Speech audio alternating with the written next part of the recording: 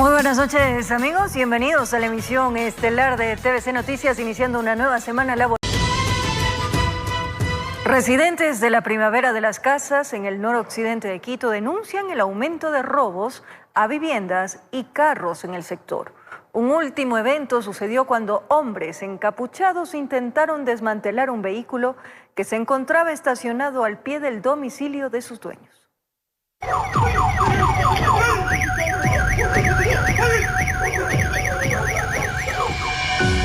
Fíjese bien en el vehículo color gris que ve en sus pantallas. Es el transporte de lo que al parecer es una banda delictiva. Su objetivo, un carro estacionado al pie del domicilio de sus dueños en medio de la noche.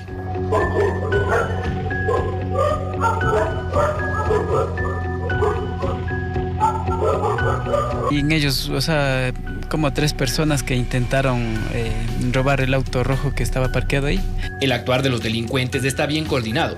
Cada uno de los sospechosos cumple un rol. Mientras uno inspecciona que no se despierten los vecinos, otro, con manos ágiles, intenta abrir el capó del vehículo, mientras que un tercer y cuarto hombre están atentos para la escapada. Los carros vienen, cosa que no se atinan ni quiénes son, y ya no se les puede verificar que sea del barrio. El hecho ocurrió en el barrio La Primavera de las Casas en el norte de Quito, y los moradores dicen que no se trataría de una situación aislada. La alarma del auto en esta ocasión despertó a los vecinos y los delincuentes escaparon sin llevarse nada. El barrio en sí es así tranquilo, pero están pasando esas cosas, no se sabe, no sabemos quién, de dónde vienen. Pero la misma suerte no tuvo otro residente que en días pasados, al llegar a su casa, fue víctima de los amigos del ajeno. El otro día pasó acá arriba aquí en la plazoleta, que también le robaron a un vecino. Llegaba a la casa y ahí le interceptan ahí y le van robando lo que son así mismo en carro. La delincuencia está viniendo de otras personas, de otros lados para acá. Estos grupos delictivos, comentan los residentes, están al acecho.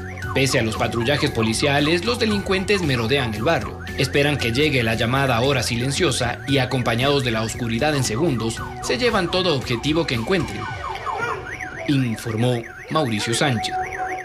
Un policía en servicio activo amedrentó con su arma de fuego a delincuentes, quienes estaban armados e intentaron desmantelar su carro en el sector de La Floresta, centro norte de Quito. Según las grabaciones, los zampones minutos después fueron en búsqueda de más vehículos.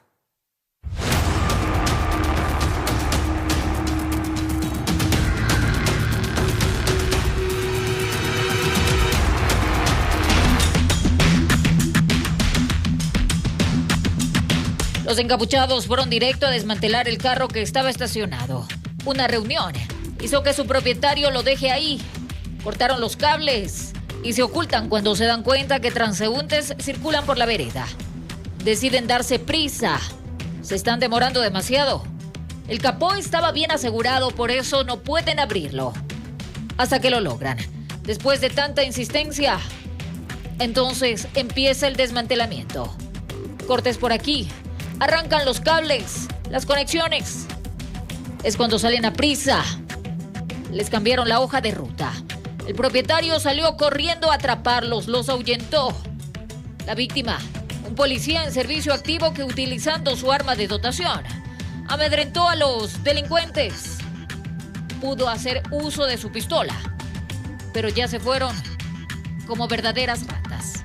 Estaba en una reunión y alguien ha salido a mirar y con las justas salieron y pudieron ahuyentarle. Entonces se acercó con la pistola así a dispararle, pero lo van a ya.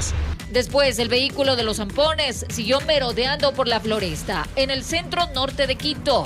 Ellos así, tan tranquilos, despacio, viendo qué carros más están estacionados en plena vía pública. Novedades como estas hay muchas, dice Joel. Él madruga y el rastro del AMPA es evidente. Sí, es ya repetitivo. En todas las intersecciones hay novedades, que se rompen las ventanas de los carros, roban. Esta vez no lograron su objetivo, porque un tiro pudieron recibir. Y si el policía actuaba, al final, ¿quién perdía? Una historia que hemos contado tantas veces.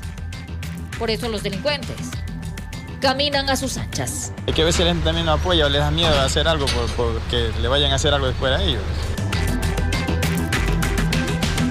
Informó Marilyn Jaramillo. Una joven quien se dirigía a visitar a unos familiares en la urbanización Caminos del Sur vivió momentos de terror cuando fue interceptada por un delincuente armado. Aunque la víctima le repetía que solo llevaba unos libros, el sujeto la amenazó e insistió en que le entregara su celular, mientras un segundo sospechoso permanecía cerca vigilando la zona.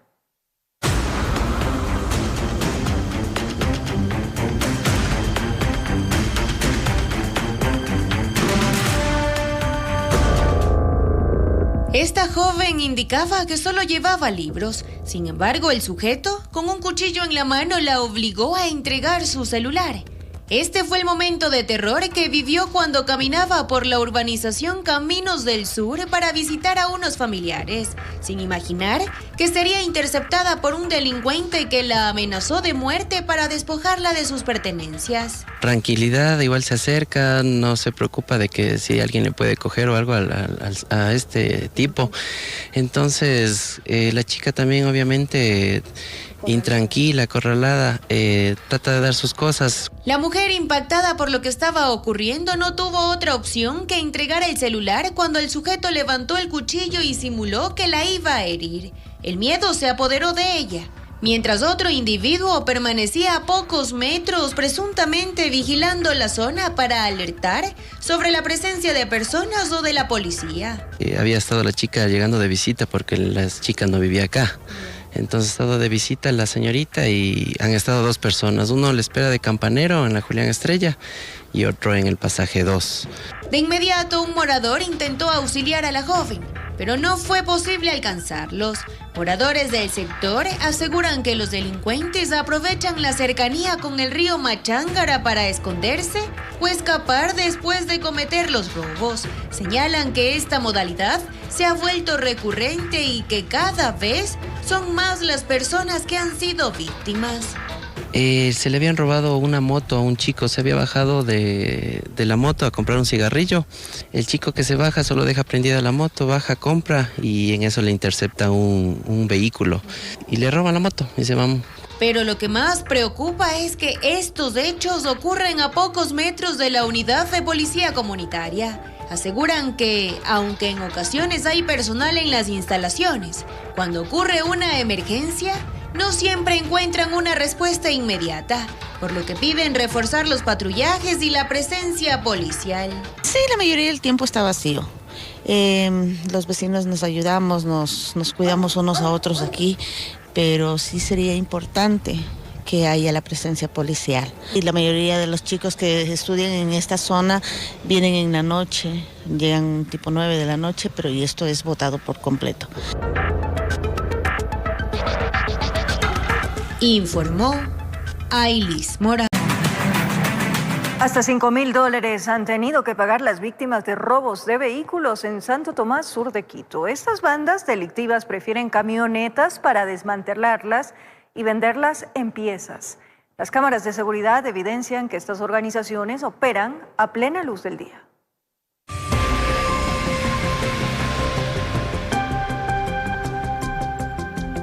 Los delincuentes pasaban por ahí y vieron a la camioneta blanca estacionada. Era las 3 de la tarde con 12 minutos. Observaron de manera sigilosa por la puerta del inmueble a ver si es que alguien aparecía. En ese instante, un transeúnte que no se percató de su presencia y a sus espaldas empezaron con el atraco. Lograron abrir la puerta del conductor y la empujaron metros más adelante, en neutro. Lograron prenderla y se la llevaron en escasos 4 minutos. Se fueron tan tranquilos los campaneros mientras los ejecutores aprisa tienen sus mañas, sí. Por eso operan con tanta facilidad. Buscan especialmente ese tipo de automotores en zonas poco transitadas. Esta vez fue el turno de un comerciante que se quedó sin la camioneta y sin el furgón con el que hacía los fletes. Esa es una constante, dicen quienes viven en este punto de Santo Tomás, en Guamaní, sur de Quito. Ya no saben qué hacer para ponerle punto final a los pillos. Al amigo de Ana le ocurrió exactamente lo mismo, pero con extorsión incluida. Y se le llevaron la camioneta. De ahí le pidieron los 5,000, no recuperó la camioneta, pero hizo con muchos contactos y no recuperó la camioneta. Ya después la recuperó, pero desmantelada ya. Así pieza a pieza, exactamente, y pagó los 5,000. Y claro, actúan a vista de testigos. Hay bandas, lo reconocen, que pugnan por ese territorio. Ya ni se sabe en quién confiar. Ya desmantelada, ya les venden ya por piezas ya. O sea, ya les van piezas, le van vendiendo. Están llegando a la casa, abren los garajes y ¡boom! Llegan con todo. Ahora están en búsqueda de la camioneta robada. Cerca, la feria, donde en más de una ocasión se han encontrado automotores desmantelados y mecánicas clandestinas que abundan. Informó Marilyn Jaramillo.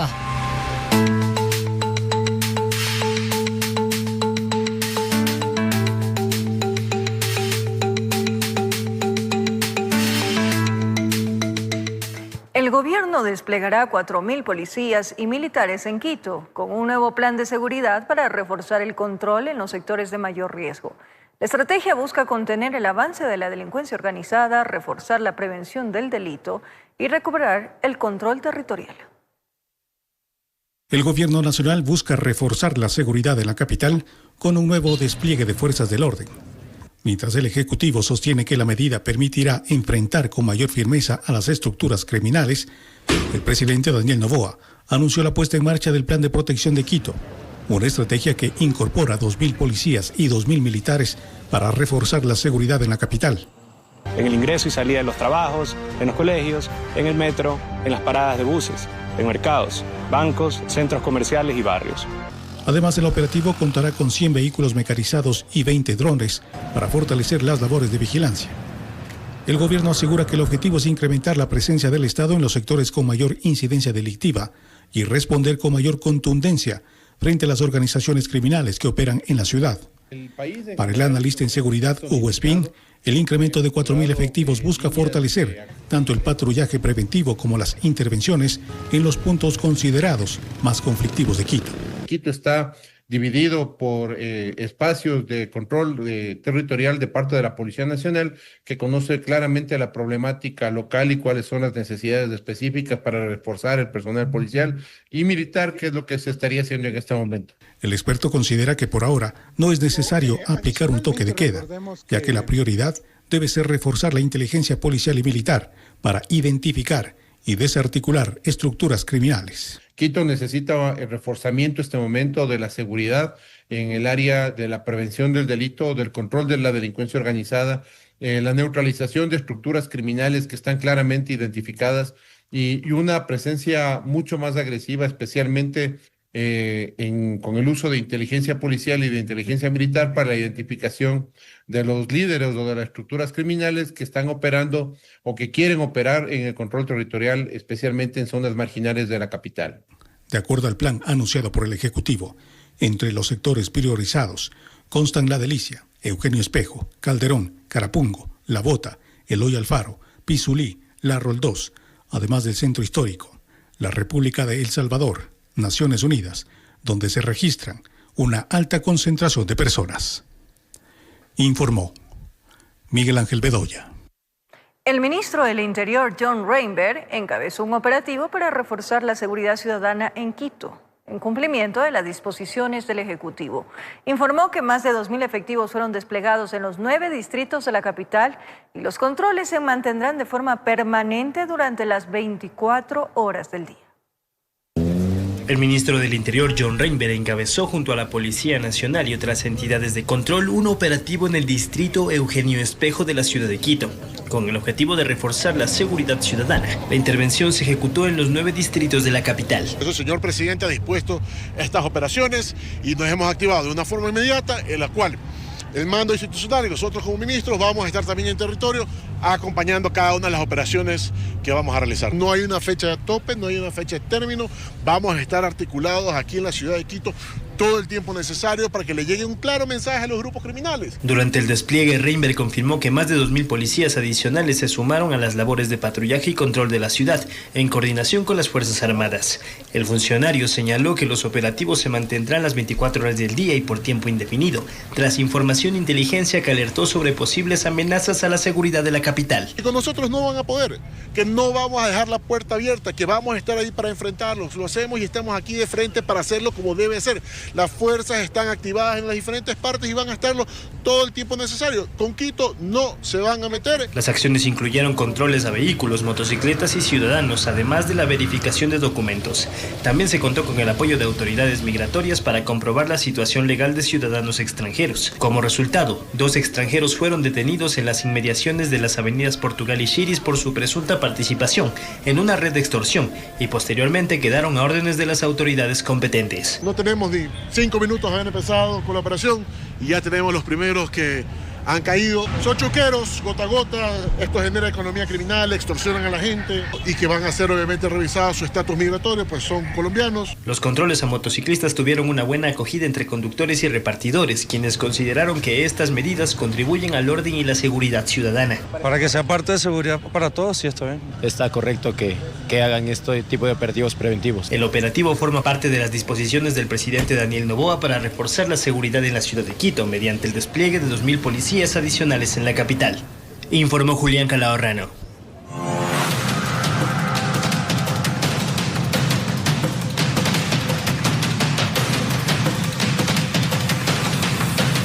Miembros de la Fuerza de Tarea Conjunta desplegaron sus unidades en el sur de Guayaquil para ejecutar el desmontaje de cámaras de seguridad instaladas en postes de alumbrado público y que aparentemente estarían al servicio de grupos delictivos. Miembros de las Fuerzas Armadas del Ecuador junto al director del ECU 911 llegaron hasta la ciudadela Santa Mónica en el sur de Guayaquil, sector donde hace una semana sujetos en moto atacaron a bala a miembros de la Policía Nacional. Aquí se procedió con el retiro de varias cámaras de seguridad instaladas en postes de alumbrado público y que, según la versión de la autoridad, sirven para que los grupos delictivos observen el instante en el que ingresan los agentes en operativos.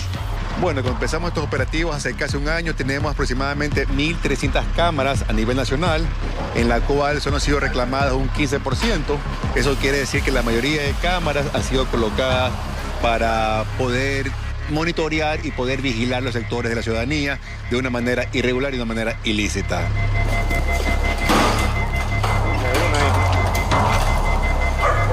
Como parte de esta tarea se logró incursionar en un domicilio donde se habría concentrado un centro de monitoreo alrededor de estas cámaras destinadas a vigilar el paso de las patrullas.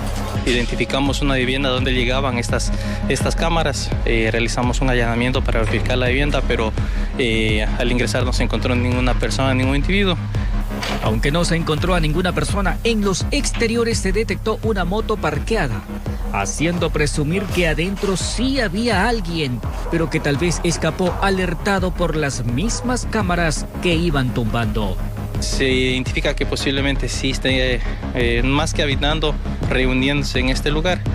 Eso es lo que se pudo evidenciar en este lugar. Informó José Morales. Gracias por seguir en sintonía de la emisión estelar. Un tribunal penal sentenció al alcalde de Guayaquil, Aquiles Álvarez, a 3 años de prisión por ser hallado sin el grillete electrónico en un operativo ejecutado en el mes de febrero cuando fue detenido.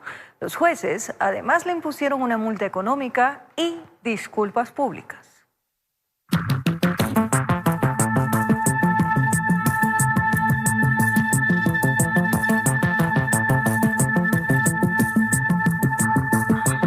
Hoy fue un día decisivo en uno de los 3 procesos penales que enfrenta el alcalde Aquiles Álvarez. La audiencia se reinstaló en un tribunal penal de la Unidad Judicial del Cantón Durán. La defensa técnica presentó los testigos y también las pruebas testimoniales. Y fue a las 19 horas cuando se anunció del fallo de los magistrados, que de forma unánime dictaron sentencia condenatoria de 3 años de prisión contra Aquiles Álvarez por el delito de incumplimiento de decisiones legítimas de autoridad competente. Asimismo, impusieron una multa equivalente a 10 salarios básicos unificados y como medida de reparación integral dispusieron que el procesado ofrezca disculpas públicas a través de un medio de comunicación social de alcance nacional. Por su parte, la defensa del alcalde argumentó que el grillete no tenía cobertura en el domicilio y que hubo ausencia de alertas en el EQ 911. Este proceso inició cuando, por el caso Goleada, tanto la policía como la fiscalía allanaron el domicilio de Álvarez y lo encontraron sin el dispositivo electrónico en su tobillo.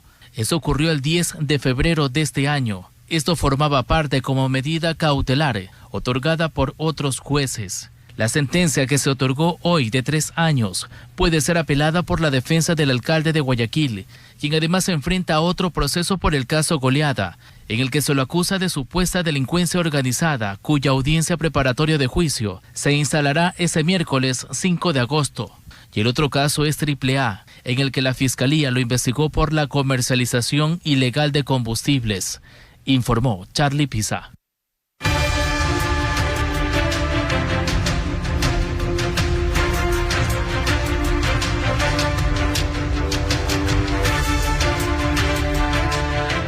Ampliar las licencias de maternidad hasta 6 meses y endurecer las reglas para garantizar el pago de las pensiones alimenticias son 2 de los cambios más relevantes de la reforma al Código de la Niñez y Adolescencia. El segundo debate del proyecto será este día martes en el Pleno de la Asamblea Nacional. El Pleno de la Asamblea Nacional analizará este martes en segundo debate una serie de reformas al Código de la Niñez y Adolescencia con las que se plantea ampliar la licencia de maternidad de 12 a 24 semanas. El proyecto también extiende el permiso por paternidad a 30 días y establece nuevas licencias para casos de nacimientos prematuros, complicaciones médicas y cuidados especiales del recién nacido. Esta posibilidad divide a sectores sociales, empresariales y legislativos, quienes no logran ponerse de acuerdo con respecto al plazo ideal que debería establecer la ley por el periodo de maternidad. Precisamente el embarazo y el posparto requieren tiempo de recuperación físico y emocional. Y también, sobre todo, está el interés de las infancias. Necesitan tener a sus padres, a su madre. Siempre que se hagan estas alteraciones, habrá que analizar el punto de vista económico también, porque a lo mejor el IES no pueda cubrir todo el subsidio que le corresponde de subir de 12 a 24. En España, donde se han hecho estos cambios, ha sido un desincentivo para la contratación de mujeres. La reforma también introduce cambios en el régimen de pensiones alimenticias y determina que cuando el padre o la madre incumplan con el pago de la pensión, la obligación podrá recaer sobre familiares como abuelos, hermanos y tíos, quienes ahora podrán ejercer la acción de repetición en contra de los progenitores. Pero ahora lo que se quiere recalcar, a pesar de que este derecho ya existe, es de que los subsidiarios puedan cobrar al principal lo que están erogando para el pago del niño, niña o adolescente. La ley también faculta a jueces a calcular de manera técnica las pensiones sobre la base de la situación socioeconómica de los padres y las necesidades de los menores. Y que vayamos aperturando este nivel de confianza de manera progresiva con los jueces para que en algún momento la tabla sea innecesaria incluso y los jueces ya puedan fijar las pensiones alimenticias atendiendo a la realidad de cada familia. Pueden haber situaciones particulares, tal vez a eso se refiere la reforma, como casos muy específicos de necesidades adicionales y sobre eso que lo puedan analizar técnicamente. Otro de los puntos que genera mayor debate es la prohibición de procedimientos médicos para modificar el sexo biológico en menores de edad. El informe incluye restricciones a la hormonización, bloqueadores de pubertad y cirugías de reasignación de sexo. Informó Álvaro Terán. El gobierno busca que Ecuador eleve su producción petrolera. El presidente Daniel Noboa anunció un plan para incrementar la extracción de crudo con apoyo del sector privado. Una propuesta que reabre el debate sobre los mecanismos que se utilizarán para incrementar la producción nacional. El presidente de la República, Daniel Noboa, anunció que impulsará una serie de acciones para incrementar de forma sostenida la producción petrolera.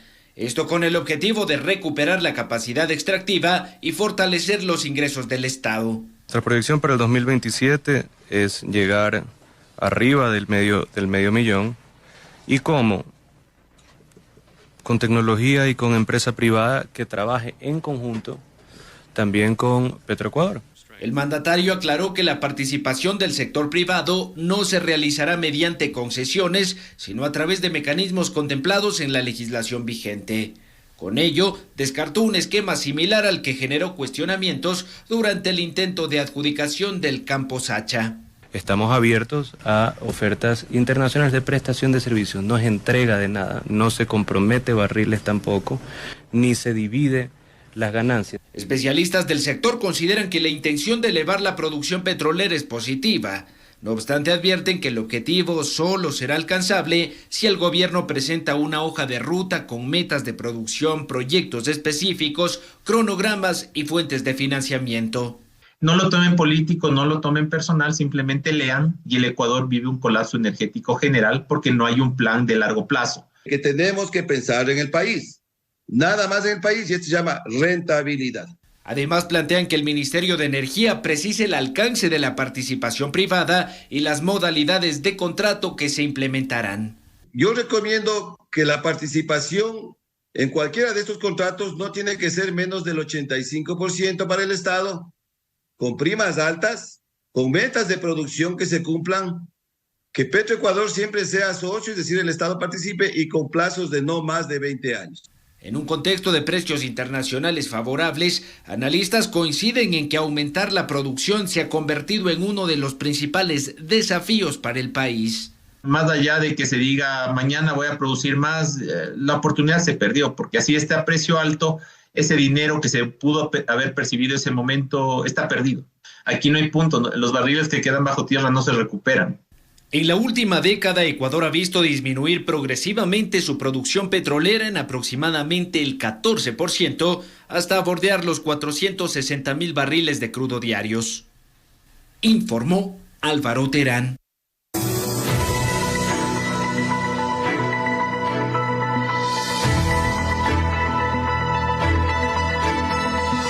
El nuevo incremento en las tarifas de buses intercantonales tomó por sorpresa a los usuarios, quienes rechazaron el aumento del 25% en rutas hacia el Valle de los Chillos y Machachi. El municipio de Quito aclaró que las únicas 3 operadoras bajo su competencia mantienen las tarifas vigentes sin incrementos. Aunque el incremento del 25% en las tarifas del transporte intraprovincial e interprovincial entró en vigencia el 1 de agosto, fue recién este lunes, con el retorno de miles de personas a sus jornadas laborales y académicas, cuando los usuarios comenzaron a sentir el impacto del ajuste. Nos cogió de sorpresa porque del viernes solo pagábamos 35 y ahora 44, ya, o sea, sí subió. No han socializado, no han informado oficialmente, pero los buses de los Chillos de estos que yo cojo ya están cobrando 10 centavos más. Uno de los principales focos de malestar se registró en las rutas que une el Valle de los Chillos con la capital. El valor anterior de un pasaje en un recorrido corto era de 35 centavos, ahora subió 9 centavos más, que son 44. De Sangolquí, de Valle de los Chillos Sangolquí, antes se cobraba 52. Ahora se unificó el desvío, Madrigal, Orquídeas y el Playó. Está un solo pasaje que es 65 centavos. Pasajeros de Conocoto denunciaron que el valor del pasaje pasó de 35 centavos a 44 centavos, pese a que esta parroquia pertenece al Cantón Quito. Sí, se comprende que debe ser desde Sangolquí hasta acá el precio, pero desde Conocoto, que todavía es Quito, yo creo que no deberían cobrarnos ese precio. Que hay una inconformidad total de parte de los usuarios, que somos todos los días que cogemos. Los pasajeros calificaron el incremento como un duro golpe para la economía familiar. Incluso el malestar derivó en un incidente cuando un controlador fue agredido por un usuario, quien se negó a cancelar el nuevo valor del pasaje. Un altercado con un señor, un pasajero, me golpeó y me tiró de arriba del carro, pero así es. Ante estas críticas, la Secretaría de Movilidad del municipio de Quito aclaró que las únicas 3 operadoras bajo su competencia en el Valle de los Chillos, Libertadores del Valle, Termasturis y Expreso Antizana, mantienen las tarifas vigentes sin incrementos. Además, recordó que las empresas que comenzaron a aplicar el alza están reguladas por la Agencia Nacional de Tránsito. Mientras continúan los reclamos, los usuarios insisten en que el incremento representa una carga económica adicional y piden revisar su aplicación en rutas que, como las de las parroquias rurales de Quito, consideran que no debería estar sujeta a este reajuste. Informó Miguel Ángel Bedoya. Desde el pasado fin de semana, viajar entre Guayaquil y cantones cercanos cuesta hasta 20 centavos más. Recorrimos varias rutas para conocer cómo reciben los usuarios este incremento y por qué algunos aseguran que el alza supera el 25% anunciado. Salir de Guayaquil hacia cantones cercanos como Durán, San Borondón o La Aurora ahora cuesta más. Desde el 1 de agosto entró en vigencia el nuevo tarifario para el transporte inter e intraprovincial. Y aunque el incremento aprobado fue del 25%, en algunos recorridos cortos los pasajeros aseguran que el aumento termina siendo aún mayor. Está muy elevado. ¿Cuántos buses toma por día? Cuando me toca salir a Guayaquil, pagar ida y venida, 70. En varias rutas el pasaje pasó de 50 a 70 centavos. Muchos usuarios hicieron rápidamente las cuentas y concluyeron que el aumento del 25% equivaldría a 62 centavos y medio. Sin embargo, el valor fue redondeado a 70 centavos, como lo permite la Agencia Nacional de Tránsito, lo que ha generado cuestionamientos entre quienes utilizan diariamente este servicio. Mandaron el 25% y ellos han subido el 40%, han subido de 50 a 70%. Y eso no debe ser así, debe ser justo, 62 centavos y medio deben cobrar. Para quienes toman 3 o 4 buses al día, estos 20 centavos adicionales por cada viaje representan un gasto importante al final de la semana. ¿Qué le parece el incremento? Parece mal porque para uno que de clase media que no tiene dinero es mucho. Imagínense, 2 carros tengo que coger. A Durán yo voy a Recreo. Otros ciudadanos, en cambio, consideran que el ajuste era necesario. Recuerdan que las tarifas permanecieron congeladas durante varios años, mientras aumentaban los costos del combustible, los repuestos y el mantenimiento de las unidades. También a ellos el sueldo que ellos ganan también no le alcanza. Pues, yo digo que para mí está bien. Sí. Pero creo que está bien porque tienen hace años esperando la subida y no han subido. La Agencia Nacional de Tránsito sostiene que las cooperativas deben cobrar únicamente los valores establecidos en el tarifario oficial, mientras el sector transportista defiende el incremento por el aumento de los costos de operación. Miles de usuarios aseguran que cualquier centavo adicional termina afectando el presupuesto de sus hogares, sobre todo cuando dependen del transporte público todos los días para dirigirse a cantones cercanos donde trabajan o estudian. Tengo que coger 2 carros a veces. Y no, está muy caro. A veces yo tengo que estar a puntito, tengo que coger el carro verde ahí, son 70 centavos, que pagaba 50 nomás. ¿Sabes lo que yo voy a hacer? Yo no voy a pagar todo el pasaje, voy a pagar los 50 centavos que siempre he pagado. Pero me iré de problemas con el chofer, pero no me pueden bajar del carro. Informó Carolina Pimentel.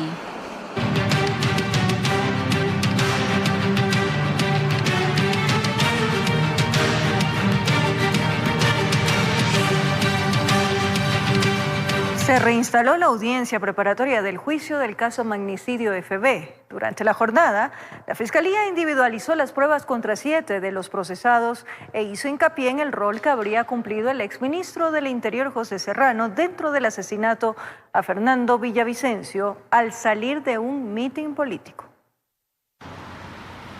Alrededor de las 9 de la mañana, el lunes 3 de agosto, en el Complejo Judicial del Norte, se instaló la audiencia evaluatoria y preparatoria de juicio del caso Magnicidio FB. Durante esta jornada, la Fiscalía expuso el rol que habría cumplido el exministro del Interior, José Serrano, en el marco de la planificación y financiamiento del asesinato de Villavicencio. ¿Cómo pensamos que ellos iban a asumir la culpabilidad? Sería ridículo más bien pensar eso, ¿no? Una de las frases que a mí más me mueve es cómo Daniel Salcedo dice que para Serrano matar a una persona es como comerse un pancito con queso. Creo que es una cosa que lo escuchamos una y otra vez y no deja de sorprender y de sacudir el corazón. Además, se individualizó las pruebas de los vinculados, entre ellos Daniel Salcedo, quien, según informó su abogado, en el marco del programa de cooperación con la Fiscalía, proporcionó elementos que comprueban la participación de Serrano en el financiamiento y la coordinación operativa que se habría ejecutado, conociendo los dispositivos de seguridad del ex candidato a la presidencia, Fernando Villavicencio. Que tanto Daniel Salcedo como su defensa hemos proporcionado dispositivos celulares, contraseñas de servidores, en donde se ha podido obtener información que justifica la declaración de mi cliente Daniel Salcedo. Incluso en alguno de los casos, la esposa del señor José Serrano ha ingresado un dispositivo en el que quizá consideraría yo por error de ella. Esta información ha sido explotada y se ha logrado encontrar cerca de 2.000 mensajes en donde se podrá evidenciar justamente una planificación estructurada entre ellos y el señor Jordán con fines de generar un fraude sobre este proceso y darlo de baja. Las hijas de Villavicencio coinciden con que este caso es sólido y que se conocerá a los verdaderos autores intelectuales. En el marco de ello, se refirieron a la serie documental del asesinato de su padre, que fue transmitida en cadena nacional durante el domingo 2 de agosto. Con una argumentación de más de 20 páginas, de 28 páginas, hicimos el pedido que nos den este espacio de 4 cadenas, es para contar lo que se ha evidenciado en esta investigación. Después de 3 años de seguir este caso, todo lo que hemos presentado tiene pruebas. La audiencia se desarrolló de forma telemática para el público y presencial solo para los vinculados. Esto ante el riesgo del caso y las amenazas direccionadas a las hijas de Villavicencio. Esta etapa procesal continuará hasta el 9 de agosto. Posteriormente, el juez evaluará los insumos, elementos de convicción y el expediente para tomar una decisión y llamar a juicio a las partes. Informó Gabriela Mena. Cuando una persona es drogada con escopolamina, pierde su voluntad e incluso podría perder la vida.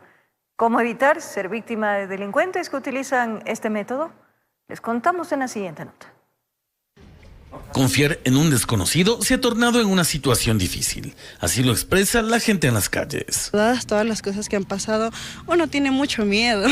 Uno tiene mucho miedo y sea donde sea sabe que debe andar con cuidado, porque uno no sabe con quién se puede cruzar. Sobre esto se oye a menudo el tema de la escopolamina, sustancia que una vez ingresa al cuerpo bloquea toda voluntad. Aprovechan muchas veces de esas personas incautas que están en reuniones sociales, que están consumiendo licor, y ahí es donde proceden a escopolaminarlos o a drogarlos. Por eso la recomendación principal es no aceptar nada de extraños, sobre todo si nos encontramos en un ambiente social activo. Se gana la voluntad, entonces dicen, este es un perfil al cual le puedo dar escopolamina o cualquier droga. Y entonces el famoso toma o te riego, tú eres mi amigo, conmigo no has tomado, y puede ir en caramelos, puede ir en licor o puede ir en comida. Distintos casos donde se presume pudieron ocupar escopolamina han hecho que la ciudadanía se muestre desconfiada. Con precaución y también cohibiéndose de ir a algunos lugares. Ahora y eso es pan de cada día, ¿no? Las personas o las mujeres que encuentran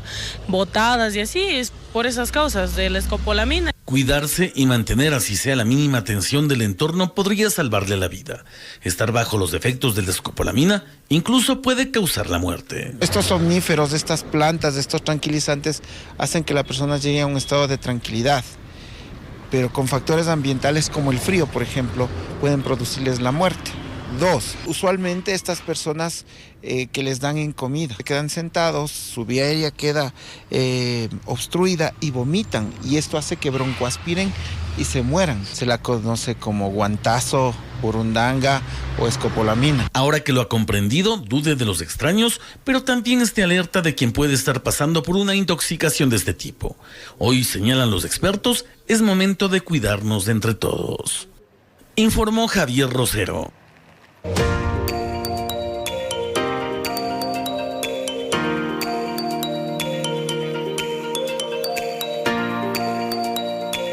Después de 12 años de matrimonio, una pareja decidió dar un paso que transformó su vida. Adoptó a 2 hermanas de 7 y 15 años de edad. Aseguran que formar una familia a través de la adopción requiere mucha voluntad. Implica preparación psicológica y emocional, estabilidad económica y además una red de apoyo que acompaña el proceso. Cambia de la noche a la mañana. La pareja explica que el acompañamiento psicológico fue una herramienta fundamental para comprender los retos de la adopción, fortalecer el vínculo familiar y prepararse para las necesidades emocionales de ambas hermanas. Para poder realizar un buen trabajo como padres, ¿no? Y más que todo en este ambiente que es el ambiente de adopción, donde se necesita aún un poco más de conocimiento, un poco más de aplicación de herramientas en cuanto a mejorar las respuestas psicológicas de padres como inicio, ¿no? Porque los niños realmente son el reflejo de nuestros comportamientos. También destacan que la estabilidad económica fue otro aspecto que evaluaron cuidadosamente, ya que recibir a 2 niñas implicó planificar su bienestar, educación, salud y desarrollo integral. Cuando ya recibes la asignación, tú aceptas esta asignación y tus hijos llegan. Y ahí recién conoces su edad, su sexo y sus nombres. Entonces, ahí tú tienes que salir corriendo a comprar cama, ropa, pijamas, cepillos de dientes y llega esto. Nosotros leímos un libro que se llama Indómito y Entrañable y ahí decía, es una bomba atómica la que te llega porque todo cambia en tu vida, cambia tu relación de pareja. Entonces, todo este tiempo tienen que prepararse. A este proceso se sumó el respaldo de su círculo más cercano. Afirman que contar con el apoyo de la familia facilitó la adaptación de todos y fortaleció el entorno en el que hoy crecen las niñas. Y entregarles también material y herramientas para que ellos se vayan educando, haciéndoles escuchar podcasts, testimonios, porque ellos tienen dudas, también tienen sus tabús mentales, también lo que conocen. Generalmente las personas mayores tienen otro conocimiento de lo que era la adopción hace muchos años, de lo que es ahora. Inclusive a niños pequeños, a tus sobrinos que son pequeños, también hay que explicarles qué significa que va a llegar un nuevo miembro a la familia para que todos puedan integrarlos. Hay familias que no están de acuerdo y también pueden ser una traba para tu vínculo. Hoy, varios meses después de convertirse en padres, describen la experiencia como una de las decisiones más importantes de sus vidas y aseguran que, aunque el camino requiere compromiso y paciencia, también les ha dejado aprendizajes y momentos inolvidables. Informó María Mercedes Granda. Cámaras de seguridad captaron cómo una mujer envenenó a un perro en plena calle. Pero esta no es la primera novedad de este tipo en Ecuatoriana, al sur de Quito. Moradores de la zona tienen registro de más perros y gatos que han corrido con la misma suerte, por lo que reclaman una intervención urgente por parte de las autoridades. A las 5 de la mañana con 57 minutos apareció la mujer con una funda entre las manos. Lleva algo de comida y lo deja en la vereda llamando al peludo que está ahí para que se acerque. Ella se va. Ha cumplido con su objetivo. Entonces el can se alimenta en reiteradas ocasiones. Solo 4 minutos pasaron. Es cuando la mascota empieza a perder el equilibrio. Le cuesta mantenerse y tambalea. Se cruza la calle. Entonces su cabeza impacta contra el filo de la vereda. Pierde la conciencia. Son minutos cruciales. Quien pasó cerca no hizo nada. Después, al escuchar los aullidos, un vecino lo vio, pero ya era demasiado tarde. Señora pasa por ahí, le botó una funda con pan que estaba envenenado. Claro, el perrito vomitaba. Perritos que ya están envenenados por la misma señora. En el caso mío, yo tengo 4 perritos. Y por ende antes no tenía seguridad en esta puerta y ya preferible ante verle el suceso de lo que pasó, ya puse seguridad, arreglé unas cámaras para ver por cualquier cosa, vayan a coger represalia contra mis perritos también. La responsable sería una persona que reside en ese punto, afirman. Por su parte, la Unidad de Bienestar Animal ya recibió la denuncia. Indicaron que la atenderán pronto, pues se gestionan conforme al orden de ingreso y que cuando sea el turno se comunicarán. Es importante recalcar que la muerte de animales de fauna urbana está tipificada en el artículo 250 del COIP, donde se establece una sanción de 6 meses a 1 año de cárcel para la persona que provoque la muerte de un animal. Informó Marilyn Jaramillo. Momento de despedirnos, amigos. Gracias por su compañía, cariño, pero sobre todo esa fiel sintonía. Bonitos números, amigos. Gracias. Nos reencontramos mañana, 22 horas. Como siempre, un abrazo grande.